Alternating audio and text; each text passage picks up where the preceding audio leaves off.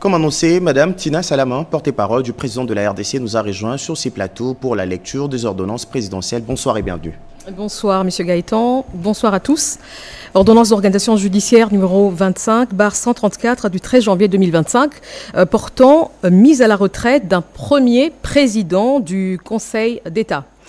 Le président de la République, vu la Constitution telle que modifiée par la loi numéro 11/002 du 20 janvier 2011 portant révision de certains articles de la Constitution de la République démocratique du Congo du 18 février 2006, spécialement ces articles 69, 79, 82, 149, 152, 153, 154 et 221, vu la loi organique numéro 06/020 du 10 octobre 2006 portant statut des magistrats tel que modifié et complété par la loi organique numéro 15/014 du 1er août 2015 portant spécialement en ses articles 17, 70 et 83, vu la loi organique numéro 08/013 du 5 août 2008 portant organisation et fonctionnement du Conseil supérieur de la magistrature, spécialement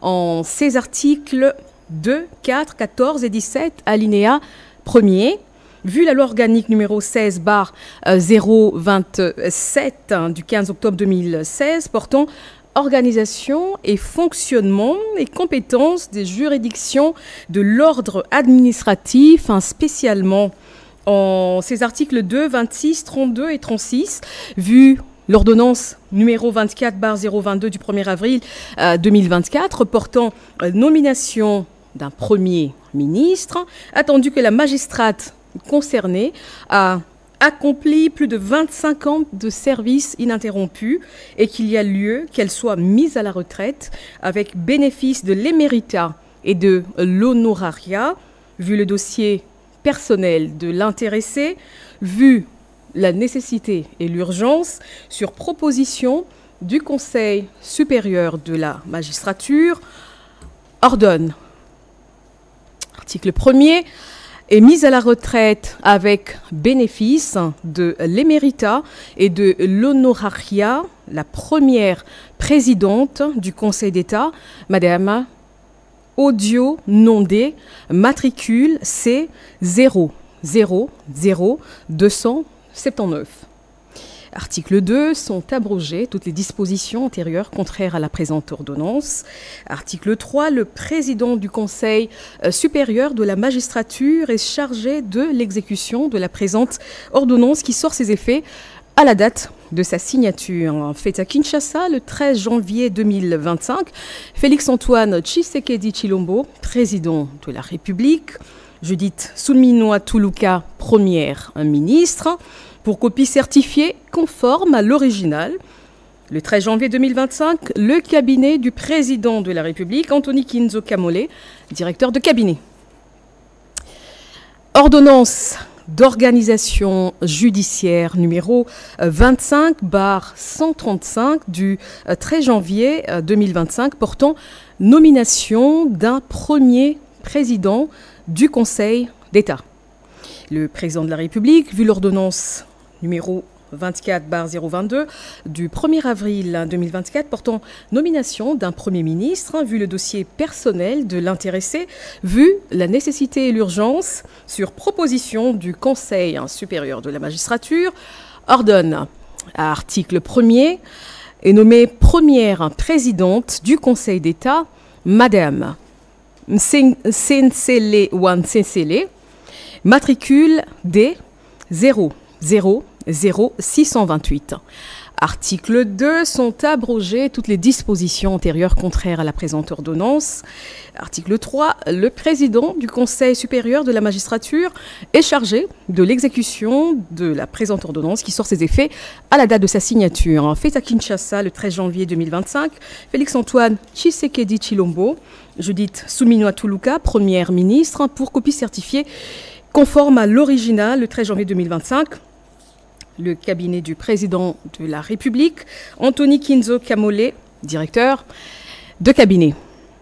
Ordonnance d'organisation judiciaire numéro 25/136 du 13 janvier 2025 portant constat de fin de mandat d'un juge de la Cour constitutionnelle, composante présidence de la République. Le président de la République, vu la Constitution telle que modifiée par la loi numéro 11/002 du 20 janvier 2011 portant révision de certains articles de la Constitution de la République démocratique du Congo du 18 février 2006, spécialement en ces articles 69, 79, 157, 158 et 159, vu l'ordonnance numéro 16/070 du 22 août 2016 portant dispositions relatives au statut particulier des membres de la Cour constitutionnelle, spécialement en ces articles 1er et 2, vu l'ordonnance numéro 24/022 du 1er avril 2024 portant nomination d'un premier ministre, considérant que le concerné est fin mandat de 9 ans, prescrit par l'article 158 de la Constitution, vu le dossier personnel de l'intéressé, vu la nécessité et l'urgence, ordonne. Article 1er est fin mandat de juge à la Cour constitutionnelle, composante présidence de la République, messieurs Mavungu Mvumbi Di Ngoma Jean-Pierre. Article 2, sont abrogées toutes les dispositions antérieures contraires à la présente ordonnance. Article 3, la présente ordonnance sort ses effets à la date de sa signature. Faite à Kinshasa le 13 janvier 2025, Félix-Antoine Tshisekedi Tshilombo, Judith Suminwa Tuluka, première ministre, pour copie certifiée conforme à l'original le 13 janvier 2025, le cabinet du président de la République, Anthony Kinzo Kamole, directeur de cabinet. Ordonnance d'organisation judiciaire numéro 25/137 du 13 janvier 2025 portant nomination de 2 membres de la Cour constitutionnelle. Le président de la République, considérant le procès-verbal du Parlement réuni en congrès le 20 décembre 2024, constatant la désignation d'un membre de la Cour constitutionnelle en remplacement de M. Corneille Wasenda Nsongo, qui était issu de l'institution précitée et dont le mandat a expiré, considérant l'ordonnance numéro 25/136 du 13 janvier 2025, constatant la fin du mandat du juge Mavungu Mvumbi Ndingoma Jean-Pierre de la composante présidence de la République, considérant dès lors que les membres fin mandat seront remplacés par les 2 nouveaux membres désignés, le premier à l'initiative du président de la République et le second à l'initiative du Parlement. Vu les dossiers personnels des intéressés, vu la nécessité et l'urgence, ordonne. Article 1er, sont nommés membres de la Cour constitutionnelle Madame Odio Nondé Marthe, composante présidence de la République, Messieurs Caïn Dongourou Aristide, composante Parlement. Article 2, sont abrogées toutes les dispositions antérieures contraires à la présente ordonnance. Article 3, la présente ordonnance sort ses effets à la date de sa signature. Fait à Kinshasa le 13 janvier 2025, Félix-Antoine Tshisekedi Tshilombo, Judith Suminwa Tuluka, première ministre, pour copie certifiée conforme à l'original le 13 janvier 2025, le cabinet du président de la République, Anthony Kinzo Kamole, directeur de cabinet. Ordonnance d'organisation judiciaire numéro 25/138 du 13 janvier 2025 portant nomination d'un procureur général près la Cour constitutionnelle. Le président de la République, vu l'ordonnance numéro 16/070 du 22 août 2016 portant dispositions relatives au statut particulier des membres de la Cour constitutionnelle, spécialement ces articles 1er, 4 et 7, vu l'ordonnance numéro 24/022 du 1er avril 2024 portant nomination d'un premier ministre, vu le dossier personnel de l'intéressé, vu la nécessité et l'urgence, sur proposition du Conseil supérieur de la magistrature ordonne. Article 1er est nommé procureur général près la Cour constitutionnelle pour un premier mandat le magistrat civil du ministère public, messieurs Moké Mayele, matricule D 000486. Article 2, sont abrogées toutes les dispositions antérieures contraires à la présente ordonnance. Article 3, le président du Conseil supérieur de la magistrature est chargé de l'exécution de la présente ordonnance qui sort ses effets à la date de sa signature. Fait à Kinshasa, le 13 janvier 2025, Félix-Antoine Tshisekedi Tshilombo, Judith Suminwa Tuluka, première ministre, pour copie certifiée conforme à l'original.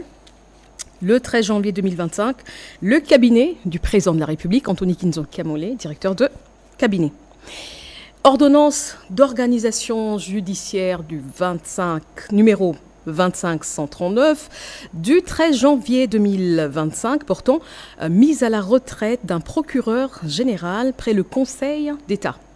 Le président de la République, considérant que le magistrat concerné a accompli plus de 25 ans de service ininterrompu et qu'il y a lieu qu'il soit mis à la retraite avec bénéfice de l'éméritat et de l'honorariat, vu le dossier personnel de l'intéressé, vu la nécessité et l'urgence, sur proposition du Conseil supérieur de la magistrature, ordonne. Article 1er est mis à la retraite avec bénéfice de l'éméritat et de l'honorariat le procureur général près le Conseil d'État, Iluta Inkombe Yamama, matricule B 000174. Article 2, sont abrogées toutes les dispositions antérieures contraires à la présente ordonnance. Article 3, le président du Conseil supérieur de la magistrature est chargé de l'exécution de la présente ordonnance qui sort ses effets à la date de sa signature. Fait à Kinshasa, le 13 janvier 2025, Félix-Antoine Tshisekedi Tshilombo, Judith Suminwa Tuluka, première ministre, pour copie certifiée conforme à l'original.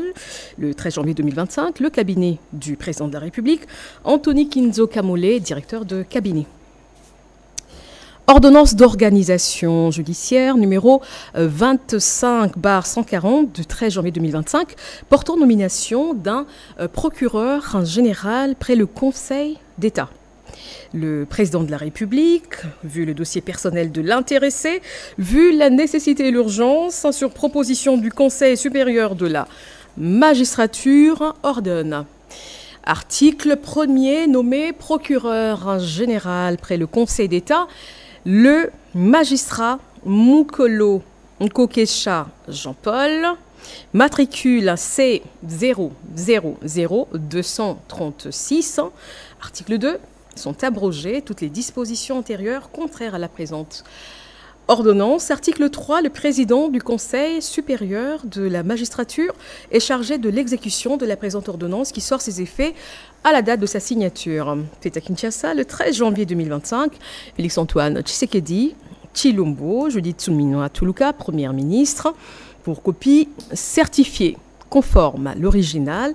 Le 13 janvier 2025, le cabinet du président de la République, Anthony Kinzo Kamole, directeur de cabinet. Ordonnance numéro 25/143 du 13 janvier 2025 portant nomination d'un membre du conseil d'administration et directeur général et d'un directeur général adjoint d'une entreprise du portefeuille de l'État dénommée Congo Airways SA. Le président de la République, vu la Constitution telle que modifiée par la loi numéro 11/002 du 20 janvier 2011 portant révision de certains articles de la Constitution de la République démocratique du Congo du 18 février 2006, spécialement ses articles 69, 79, 81 et 221, vu la loi numéro 08/010 du 7 juillet 2008, fixant les règles relatives à l'organisation et à la gestion du portefeuille de l'État. Vu l'ordonnance numéro 24/88 du 11 octobre 2024 portant organisation et fonctionnement du gouvernement, modalités de collaboration entre le président de la République et le gouvernement, ainsi qu'entre les membres du gouvernement, vu l'ordonnance numéro 22/003 du 7 janvier 2022 portant les attributions des ministères, vu l'ordonnance 24/022 du 1er avril portant nomination d'un Premier ministre, vu l'ordonnance numéro 24/039 du 28 mai 2024 portant nomination des vice-premiers ministres, des ministres d'État, des ministres délégués et des vice-ministres, revu l'ordonnance numéro 23/105 du 30 juin 2023 portant nomination des membres du conseil d'administration et de la direction générale de la société Congo Airways, vu les décrets numéro 13/055 du 13 décembre 2013 tel que modifié, complété par le décret numéro 23/14 du 12 avril 2023 portant statut des mandataires publics dans les entreprises du portefeuille de l'État. Vu les statuts de la société Congo Airways et ça, vu les dossiers personnels de l'intéressé, vu la nécessité et l'urgence, sur proposition du gouvernement, ordonne. Article 1er. Est nommé membre du conseil d'administration et directeur général de la société Congo Airways et ça, Messieurs Mukendi Chikala Alexandre. Article 2. Est nommé directeur général adjoint de la société Congo Airways et ça, Madame Pochi Lobo Mamicho. Article 3. Sont abrogées toutes les dispositions antérieures contraires à la présente ordonnance. Article 4. Le ministre du portefeuille est chargé de l'exécution de la présente ordonnance qui sort ses effets à la date de sa signature. Fait à Kinshasa le 13 janvier 2025, Félix Antoine Tshisekedi Tshilombo, Judith Suminwa Tuluka, première ministre, pour copie certifiée conforme à l'original, le 13 janvier 2025, le cabinet du président de la République, Anthony Kinzo Kamole, directeur de cabinet.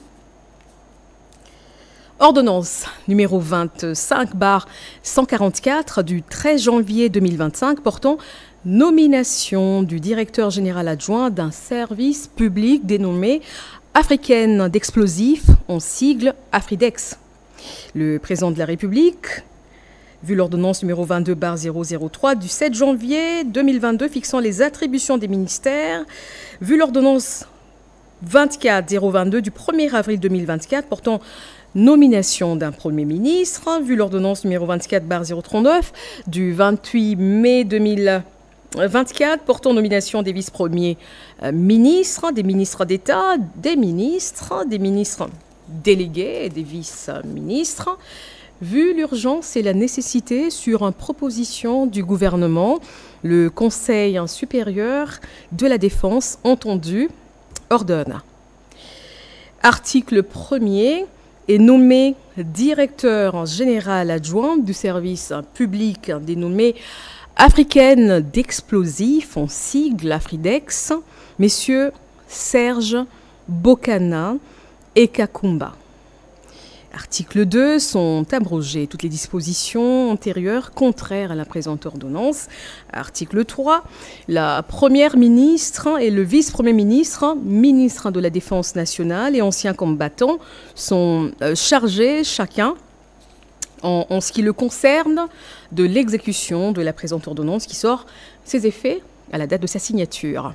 Fait à Kinshasa le 13 janvier 2025, Félix Antoine Tshisekedi Tshilombo, Judith Suminwa Tuluka, première ministre, pour copie certifiée conforme à l'original le 13 janvier 2025, le cabinet du président de la République, Anthony Kinzo Kamole, directeur de cabinet. Enfin, ordonnance numéro 25/145 du 13 janvier 2025 portant nomination du directeur général adjoint d'une entreprise du portefeuille de l'État dénommée Société nationale d'électricité, en sigle SNEL. Le président de la République, vu l'ordonnance 24/022 du 1er avril 2024 portant nomination d'un Premier ministre, revu l'ordonnance numéro 22/177 du 10 octobre 2022 portant nomination des membres du conseil d'administration et de la direction générale de la Société nationale d'électricité, en sigle SNEL, vu les décrets numéro 13/055 du 13 décembre 2013, tels que modifié et complété par le décret numéro 23/14 du 12 avril 2023 portant statut des mandataires publics dans les entreprises du portefeuille de l'État. Vu les statuts de la Société nationale d'électricité, en sigle SNEL SA, vu les dossiers personnels de l'intéressé, vu la nécessité et l'urgence, sur proposition du gouvernement, ordonne. Article 1er est nommé directeur général adjoint de la Société nationale d'électricité, en sigle SNEL SA, Madame Bienvenue Moyango Mamungo. Article 2, sont abrogées toutes les dispositions antérieures contraires à la présente ordonnance. Article 3, le ministre du portefeuille est chargé de l'exécution de la présente ordonnance qui sort ses effets à la date de sa signature. Fait à Kinshasa le 13 janvier 2025, Félix Antoine Tshisekedi Tshilombo, Judith Suminwa Tuluka, Première ministre, pour un copie certifiée conforme à l'original le 13 janvier 2025, le cabinet du président de la République, Anthony Kinzo Kamole, directeur de cabinet. Merci Madame Tina Salama pour la lecture de toutes ces ordonnances présidentielles. Je rappelle que vous êtes porte-parole du président de la République. Merci à vous. Nous allons poursuivre cette édition. De nouveaux dirigeants à la tête du Parti national de renouveau pour le développement, Omer Koutoumissa, passe le bâton de commandement à Ali Kweto Kabila. Le congrès extraordinaire organisé ce jeudi 16 janvier 2025 a été marqué par la retraite du professeur Omer Koutoumissa Kyota de la scène politique congolaise. Il a été remplacé à la tête du Parti national de renouveau pour le développement PNRD, parti de l'Union sacrée, par Ali Lambila Kwetukadila, élu président national. Les activités du parti commençaient à baisser et la cause principale, c'est la santé. Il faut savoir préparer ce départ de manière à ce qu'il y ait une succession raisonnée correctement. L'un des temps forts de la cérémonie demeure la remise du drapeau, du statut du parti et du règlement intérieur au nouveau président du PNRD. Nous avons prévu un calendrier de sensibilisation de toutes nos bases dans la ville de Kinshasa, à la province du Congo central et dans le grand banc de nos rassemblements Indombe et le Kwango, pour montrer à la population, à notre base, que nous n'avons pas abandonné et qu'eux, à leur tour, ne doivent pas nous abandonner. Parce que nous avons une vision, nous tenons à faire arriver cette vision au bout, cette vision qui consiste à contribuer au développement de notre pays. Pour rappel, Ali Lambila Kwetukadila a été président de la Ligue des jeunes et candidat député national. Les églises du réveil ont un rôle crucial à jouer pour mobiliser le fidèle autour de questions de développement. C'est l'essentiel du message de la rencontre entre le secrétaire permanent et le responsable des églises. C'est 16 janvier au siège du secrétariat permanent de l'Union sacrée de la nation. Le paysage politique d'un pays est souvent influencé par les rôles des églises. C'est dans ce cadre que le secrétaire permanent de l'Union sacrée de la nation, le professeur André Mbata Betoukoumé Soumango, a invité les responsables des églises des réveils en RDC. Une rencontre pour échanger sur la participation des églises des réveils aux enjeux politiques et à la réconciliation nationale. Le professeur André Mbata a souligné l'importance de l'engagement des églises dans le processus politique. Les pasteurs ont un rôle crucial à jouer pour mobiliser les fidèles autour des questions de gouvernance et de développement. Ce sont des hommes de Dieu qui sont pour que cette nation émerge comme une nation puissante et qu'elle soit indépendante. C'est la seule nation que Dieu nous a donnée.